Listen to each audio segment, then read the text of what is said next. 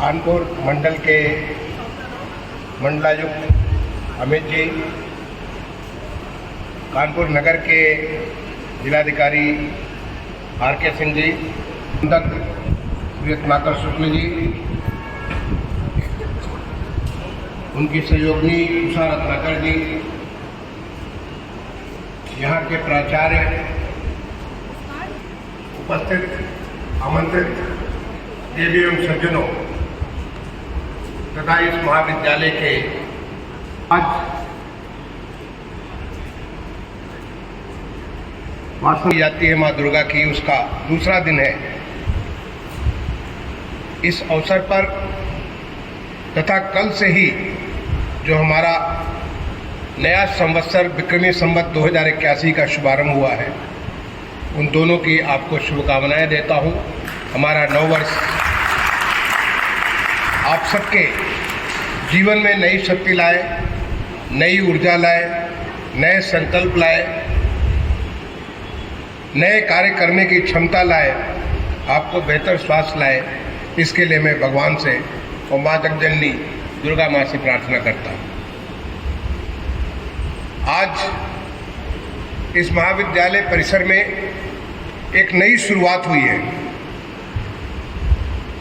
Brihaspati public school, मैं इसके लिए विद्यालय परिवार को बहुत बहुत बधाई देता हूँ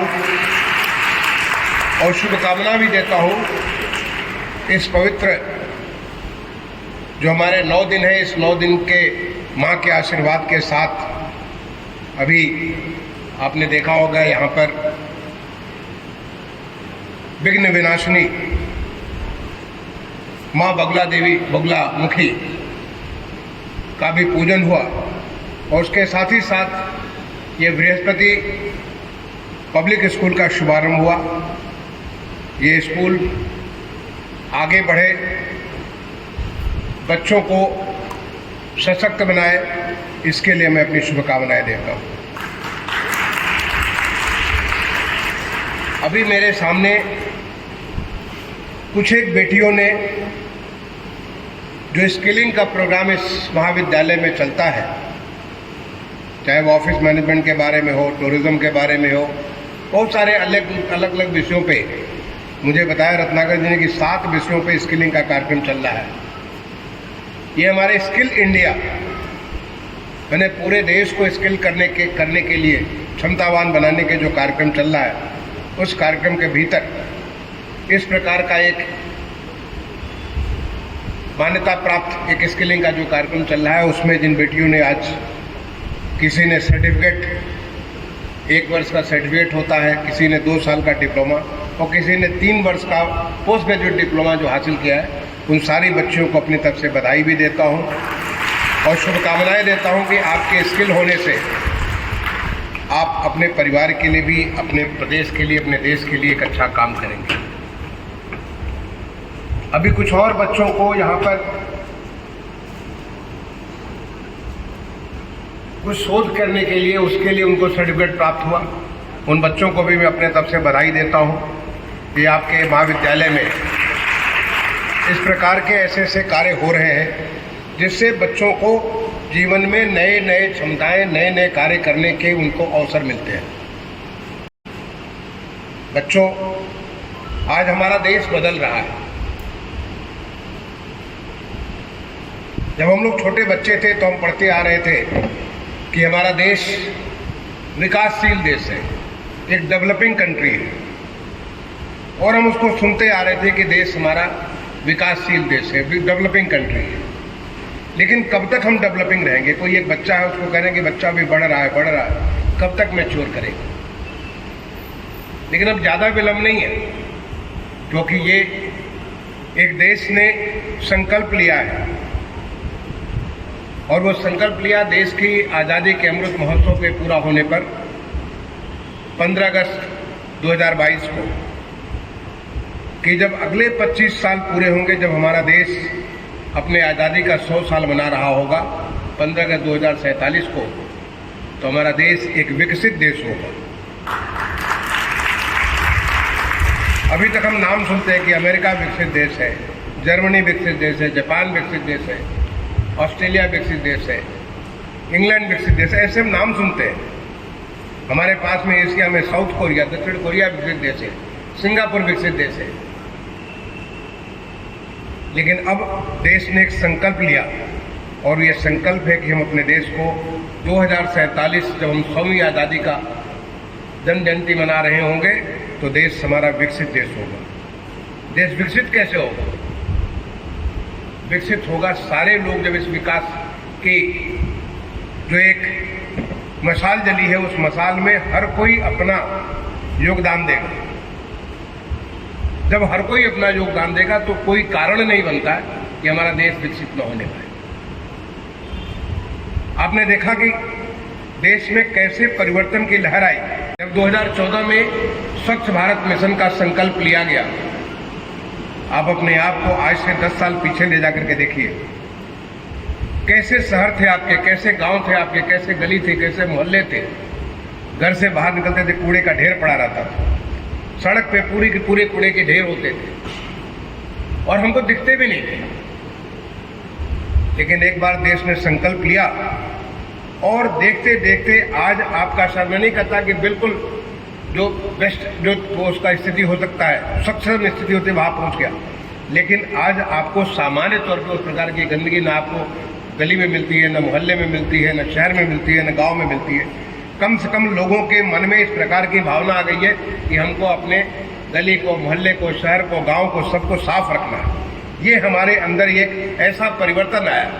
किसने किया? ये हम सब लोगों ने, पूरे देशवासियों ने मिलकर के किया। पिछले 10 साल में ये कमाल का काम किया, जो कि एक असंभव सा दिखता था। जब कभी हम विदेशों में जाते थे, तमाम सारी शासकीय जिम्मेदारियों के लिए मुझे जाना पड़ता था। हमें एक चीज जो किसी भी स्थान के लिए बड़ा अच्छा लगता था, किसी शहर से लौट के आते थे, वो शहर बहुत साफ सुथरा था, बहुत स्वच्छ हुआ करता था। लेकिन हम लौट के आते थे तो देखते थे कि वही हमारे लोग जो वहाँ से इतना सफाई देख के आते, यहाँ लौट करके अपना गाड़ी से खोल करके कुछ फेंक दे रहे हैं, कहीं पे थूक दे रहे हैं, कुछ कर रहे हैं, तमाम किस्म की गंदगी फैलाते थे। आज वैसे दृश्य नहीं है, क्योंकि ये हमारे पूरे देशवासियों में, देश के लोगों के व्यवहार में ऐसा परिवर्तन आया। ऐसे तमाम सारे परिवर्तन आपने देखे होंगे। बिल्कुल हाल का जो आपका जो बहुत ताज़ा आपको मैं उदाहरण याद दिलाना चाहता हूँ कि जब कोविड की वैश्विक महामारी आई थी, आप याद करिए अपने आप को, ज़्यादा नहीं, 3-4 साल पहले अपनी मेमोरी लेन में अपने को पीछे जाइए और देखेंगे कैसी विभीषिका मची थी। आप टेलीविजन पे देखते थे कि ऐसे देश जो अपने आप को विकसित देश कहते थे, जिनकी स्वास्थ्य व्यवस्था इतनी सुदृढ़ व्यवस्था थी, जब उसको स्वास्थ्य के इंडेक्स लेते थे तो नंबर 1, नंबर 2, नंबर 3, और हमारा देश तो बिल्कुल नीचे से हुआ करता था। वहाँ की पूरी व्यवस्था चकनाचूर, वहाँ के स्वास्थ्य व्यवस्था, वहाँ पे देख करके लोगों को कितना आश्चर्य लगता था। और वहीं आप अपने देश को देखिए, अपने प्रदेश को देखिए। हमारे यहाँ इतनी बड़ी वैश्विक महामारी जब हुई, उसको न केवल हमने झेला, बल्कि पूरी ताकत के साथ झेलते हुए हमारा भारत एक आत्मनिर्भर भारत होकर के आगे बढ़ गया। आज देश में इतना सारा चीज होने लगा जो कि संभव ही नहीं था, जो कोई सोच नहीं सकता था। जब घर में आफत हो, सब तरह का हाहाकार मचा हो, ऐसे में हम आगे बढ़ रहे हो, ऐसा कौन सोच सकता है? लेकिन ऐसा कमाल हमारे देश के लोगों ने किया। और ये बताता है कि हमारा देश ज़्यादा नहीं, 2047 आने में अब केवल 23 साल बाकी हैं, हमारा देश एक विकसित देश बन करके निकलेगा। हमारा देश उन देश दुनिया के तमाम सारे देशों के उनकी कतार में खड़ा होगा। और खड़ा कौन करेगा? आप सारे लोग मिलकर के खड़ा करेंगे, हम लोग मिलकर के खड़ा करेंगे। जो जहां पे है वो वहीं पे अपनी पूरी ताकत लगाएगा। आपने देखा होगा कि जब पहले दुनिया के कोई हमारे अंतर्राष्ट्रीय स्तर के खेल के प्रतियोगिताएं होती थी, चाहे ओलंपिक हो, एशियन गेम्स हो, चाहे वो कॉमनवेल्थ गेम्स हो, तो हम लोग सोचते थे कि चलो 1 ब्रॉन्ज मेडल आ जाए, 2 ब्रॉन्ज मेडल आए। और अब अभी हाल में जब एशियन गेम्स हुआ था चाइना में, आप ख्याल करिए 100 से ज़्यादा 107 मेडल आए। जब ओलंपिक होता है तो हम जो 20 मेडल लाते हैं, अब हम गोल्ड भी लाते हैं, सिल्वर भी लाते हैं और ब्रॉन्ज भी लाते हैं। और यही नहीं, बल्कि हम इस प्रकार की जज्बा रखते हैं कि आने वाले समय में ये नंबर और तेजी से बढ़ेंगे। किसने किया? अपने देशवासियों ने किया। जब देशवासियों ने अपनी क्षमता को महसूस किया तो अपने आप उस क्षमता को आगे बढ़ा करके पूरा कर सकते हैं।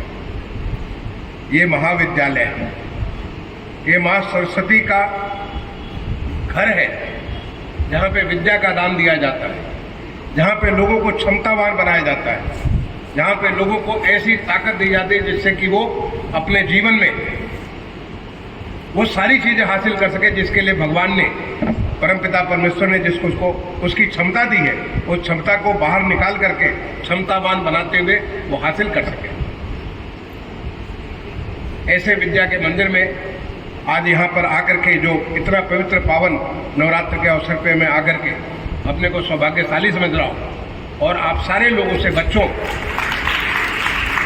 मैं आप सबसे केवल इसी बात की एहसास दिलाऊंगा, केवल इसी बात को आपको याद दिलाऊंगा कि आप में क्षमता बहुत है। केवल उस क्षमता को पहचान करके उसको आगे बढ़ाइए। जो मौका आपको मिलता है उस मौके को आप हासिल करिए और फिर आप देखेंगे कि आपकी सीमाएं नहीं होंगी। फिर आप देखेंगे कि जब हमारा देश विकसित होगा, जब हमारा देश उन तमाम सारे देशों की श्रेणी में खड़ा होगा, तो आप किनारे बैठ कर ये नहीं सोच रहे होंगे कि ये कैसे हो गया, बल्कि आप ये सोच रहे होंगे हमने भी इसको करने के लिए ऐसा कुछ किया था, हमने भी स्किल होकर के देश के लिए ऐसा हमने अर्थव्यवस्था की थी, हमने भी, हमारा प्रदेश जब $1 ट्रिलियन की इकॉनमी बना तो हमारा भी अंश जो है एक छोटा सा ये अंश था। आप सारे के सारे इसको कर सकते हो। मैं एक छोटी सी कहानी सुना करके अपनी बात को समाप्त करूंगा। जब रामेश्वरम में भगवान श्री राम पुल का निर्माण कर रहे थे ताकि पूरी की पूरी उनकी वानर सेना वहां से लंका प्रस्थान करे और वहां जाकर के लंकापति रावण के ऊपर विजय हासिल करे, तो आपको कहानी तो मालूम होगी पुल कैसे बना था। नल और नील को जो वरदान मिला था, किस प्रकार से पत्थर को भगवान राम लिख करके श्री राम लिखते थे और उसके ऊपर पत्थर पानी में डालते थे और पानी पे तैरना चालू हो जाता था। और ऐसे ही पूरा का पूरा राम सेतु ऐसे ही बन गया। एक बार भगवान ने खुद कोशिश किया कि हम ही राम लेकर के पत्थर को डालें। आपको ख्याल होगा कि आपने कहानी पढ़ी होगी कि वो पत्थर नीचे डूब गया। तो भगवान राम के भक्त नल नील जो उसको पत्थर डाले तो उससे ही वो सारा का सारा बनता चला जा रहा था। तो भगवान वहाँ पे एक शिला पर बैठ करके इंतजार कर रहे थे, सोच रहे थे कि कैसे सारा निर्माण हो रहा। तो उन्होंने एक खेल देखा। क्या खेल देखा कि एक स्क्विरल तो आप जानते हो गिलहरी कहते हैं, एक गिलहरी वहां पर बाहर आती है और वो वहां की मिट्टी में अपने को लोटती पोटती है, बिल्कुल अपने को मिट्टी से भर लेती है। मिट्टी से भरने के बाद वो समुद्र में जाती है और जाकर के स्नान करती है। स्नान करके लौटती है, फिर अपने को मिट्टी में लोट पोट लेती है, फिर से उसी बालू से अपने आप को पूरे शरीर में बालू लगा लेती है। दोबारा फिर जाती है, फिर से समुद्र में जाकर के स्नान करती है, फिर वो आ जाती है। भगवान को देखते देखते इस प्रकार से बड़ी उत्सुकता है कि आखिर ये हो क्या रहा। फिर कोई स्नान करता तो एक बार स्नान करता, स्नान करके अपना काम में लग जाता है, लेकिन ये तो बार बार स्नान कर रही, बार बार अपने आप को गंदा कर रही है। तो उन्होंने गिलहरी को अपने पास बुलाया, उससे पूछा कि तुम ऐसा क्यों कर रही हो।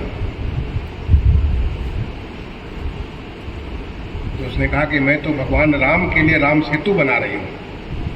मैं वहाँ पे स्नान करती हूँ और जिससे कि हमारे पूरे शरीर में जो मिट्टी और बालू लिपट जाता है, और मिट्टी और बालू को जा करके जहाँ पर ये नल और नील यहाँ पे जो पत्थर छोड़ रहे हैं, वो पत्थर तो जोड़ने के लिए तो कुछ चाहिए। तो पत्थर को जोड़ने के लिए जो मिट्टी और वो बालू चाहिए, वो मैं वहाँ पे सप्लाई कर रही हूँ। उस गिलहरी की इस बात को सुनकर के भगवान को कितना खुशी हुई।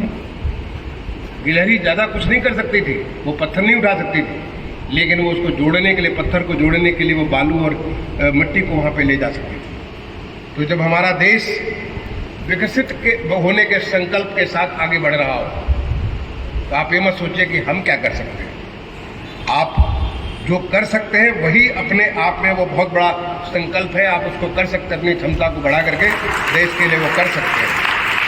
और तब जब बच्चों आप 2047 में जब आप एक नौजुवक होगे तो बहुत सारे लोग पीछे मुड़कर देख रहे होंगे, अरे ये कैसे हो गया, आप क्या हो गया, इसको करने के लिए मैंने ये किया था इसलिए ऐसा हो गया। उस एहसास के साथ जियो, उस एहसास के साथ आगे काम करो। मैं इन्हीं शुभकामनाओं के साथ अपनी वाणी को विराम देता हूँ। धन्यवाद। जय हिंद, जय भारत।